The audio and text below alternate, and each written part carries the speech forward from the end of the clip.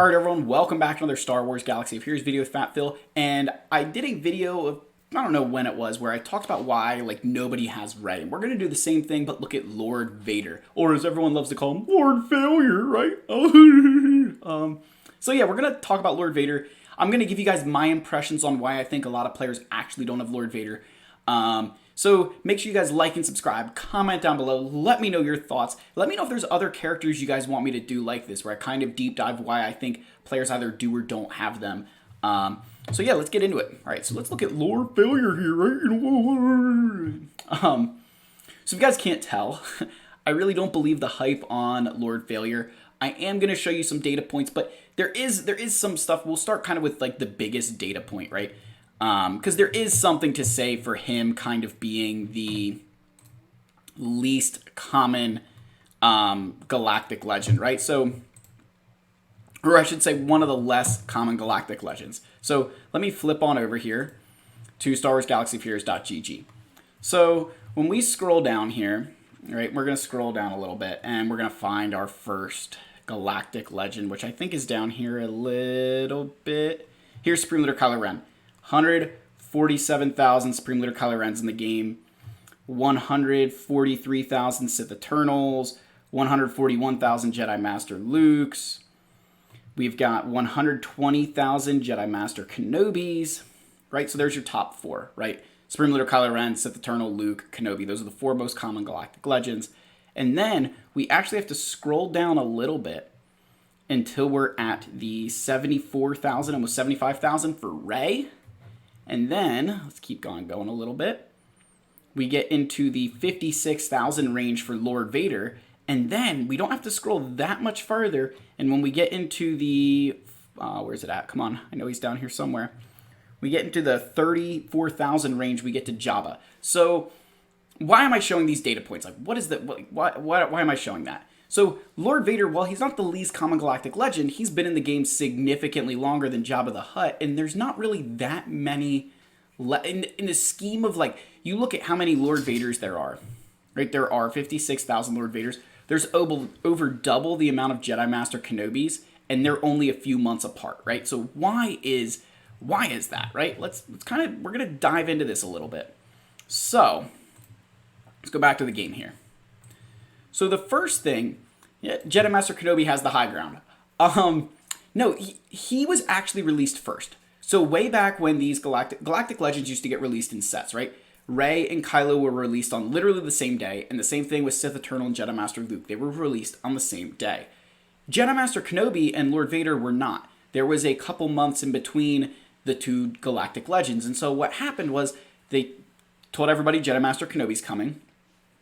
And all of us hopped on board, right? Everybody hopped on board, was like, I gotta get Kenobi, I gotta get Kenobi. And so we started building towards Jedi Master Kenobi, and then a few months went by, and guess what? Lord Vader came around. Well, people who were building Kenobi weren't just gonna stop because Lord Vader got announced, right? We're gonna keep building towards the galactic legend that we're closer to. So I think had they switched them a little bit and they released Lord Vader first, you potentially could see a lot more Lord Vaders in the game than Kenobi because players would have been able to work on them sooner, right? Now, we're going to get into more stuff, right? But the second reason why I think there's a lot more Kenobis than Lord Vaders also has to do with the conquest. The Maul conquest was a lot more difficult than the Commander Tano conquest. I mean, it wasn't even close. Just not even close. And because of that, a lot more players ended up with Commander Tano rather than Maul. So now you need the lifter unit for these galactic legends to be good, right? It's the way it works. So everybody had Commander Tano, which is like, okay, I have Commander Tano, I may as well go for Kenobi because I don't have, Maul to make Lord Vader good. So, and to support that data point, right, we're going to go back to StarWarsGalaxyFears.gg here, and you're going to see that Commander Tano, look, there is almost as many Relic Commander Ahsoka Tanos as there is Jedi Master Kenobis, which is absurd, right? That is crazy to me, but it's just the way it works out. But if you scroll down a little bit to Maul here, and there's only 78,000, so there's almost 50,000 more Commander Tanos in this game, relics, right? This is all relic data, than Maul. So Commander Tano, even with Proving Grounds and everything, Commander Tano is still a lot more common. And that makes a lot of sense, proving that, Kenobi's a lot more common, right? That, she's a much easier character to slot into your roster, right? So I get it, right? Like that's, reason number 2, right? Is that, like I get the conquest, but that Commander Tano seems to be a little bit more plug and play than Maul, right? So, that kind of leads into Kenobi being around more because people have his lifter unit. All right. Also have to mention, we all knew it was coming, that Lord Vader from a relic perspective is a lot more expensive. He requires 4 relic 8s, where Kenobi only required 2. His relic 7s, there was more of those required. It really was a lot, even from just a pure relic perspective. Kenobi was significantly less expensive than Lord Vader. And this played a role into that, like, you got, Kenobi, right? Like, me being one of these people, I got Kenobi, and then I didn't go get Lord Vader right away. I went and got Supreme Leader Kylo Ren. So, a lot of us were in this position where, okay, we got Kenobi. Well, you know what? I'm going to be closer to a different galactic legend than Lord Vader. So I'm going to go for somebody else. And a lot of us now are in this position, right? There are players like Executor, Profundity, even Leviathan getting released now that require these Relic 8 materials. If you haven't got Lord Vader, he's going to get kicked further and further down the road because Relic 8s suck so much of your resources away. So because he's that much more expensive, a lot less players are inclined to go after him, right? Just the pure cost of him is absurd. And to further prove this point, right, you had the Kyra Tech batch, right? Sorry, Bad Batch. Sorry, not Kyra Tech batch, even though they consumed the ridiculous amount of Kyra Techs. But there were 4 Bad Batch characters that were marquees that were released and were Lord Vader requirements. You needed all 4 Bad Batch as part of the Lord Vader requirements. 4 marquee units. Yet, Jedi Master Kenobi, the only marquee unit he needed was Bo-Katan Kryze. So, in terms of, like, farming characters, you needed to really farm one character who at that time, right, like Bo-Katan, okay, big deal. I gotta farm one character. I'm not complaining, right? That was a joke, right? That was not hard to do whatsoever. Compared to Lord Vader, I need to farm 4. Like, just let that sink in. The 4, right? That it's 4 times the amount of marquee characters. Forget all the rest of the stuff you had to do, right? 4 marquee characters is a lot to be farming. And put their Kyra Tech, on top of that. And it's just, that expensiveness just added up for Lord Vader. It really, the disparity in, resources between Lord Vader and Kenobi is shocking, right? I mean, it is shocking how much more expensive Lord Vader is. And we'll kind of get into the next portion here, right, which is performance. Now, I am going to show some performance. We're going to talk about this, and then I'm going to show some data, kind of give my thoughts, right? So, there is the cheap counter to Lord Vader. Jedi Master Kenobi. I know some people are going to say, oh, I have ways to counter it, but Jedi Master Kenobi and Commander Tano, if they have the right datacrons, they have the right mods, there are no non-galactic legend counters to them that outside the realm of any kind of crazy datacron stuff, right? Like, here'd be a better way to put it. A well-modded Jedi Master Kenobi Commander Ahsoka Tano team will take a galactic legend to beat without datacrons, right? Maybe with datacrons, I know there's some weird things teams can do, but like they require a galactic legend to beat them.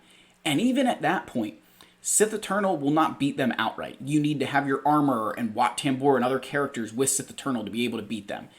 A straight up Supreme Leader Kylo Ren team will not beat Jedi Master Kenobi. So, there's a lot of stuff going on there that, like even like a Jedi Master Luke team, it's not an easy battle to do, right? There's some very specific things you need to do to get that battle to work against Kenobi. He's a great galactic legend.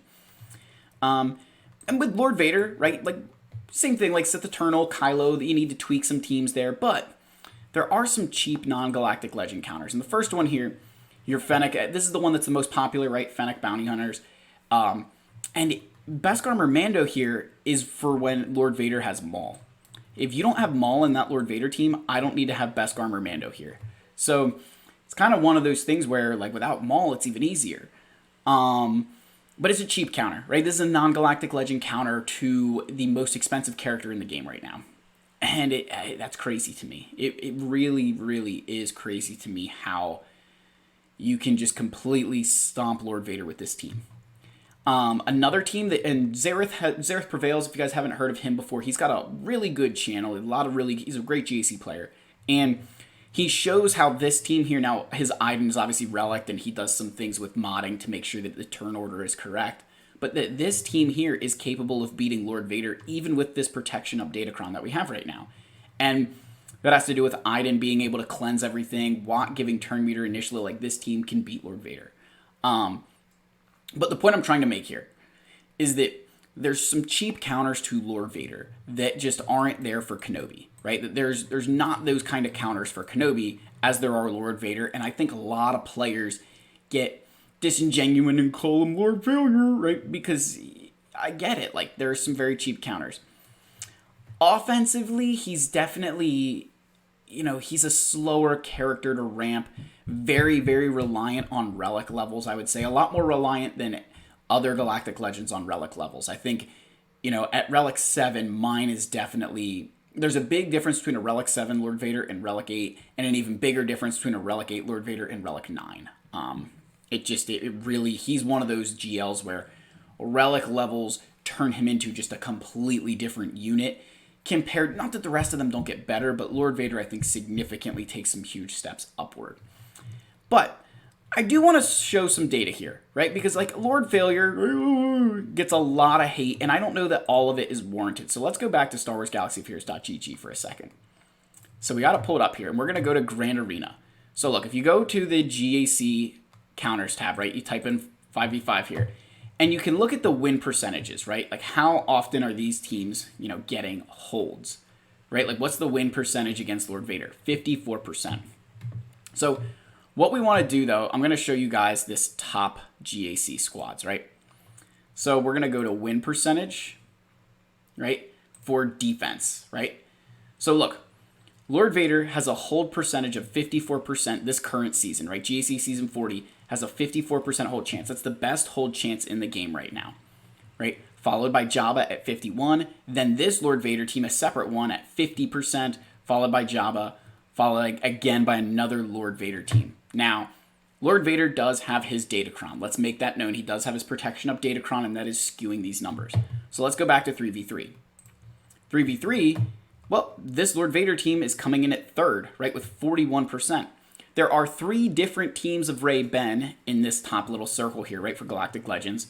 Reva, okay, makes sense. And then look, Lord Vader making it known yet again. So what are we seeing? This is without that, Datacron, right? Lord Vader's still making his presence known as one of the best Galactic Legends at getting holds. Let's go back another season.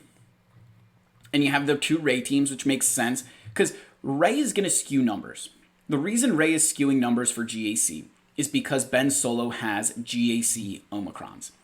If Ben Solo didn't have GAC Omicrons, if those Omicrons, if he just had his normal abilities as they were, he's still a good character, but in GAC, he turns into a completely different animal, which turns Rey into a completely different animal. But even still, Lord Vader was still holding, right, 42% of the time, right? Like, that's a solid win percentage, right? So all this Lord Failure stuff, and yet why is he in the top realm of getting holds? And it all comes back to these counters as I scroll down.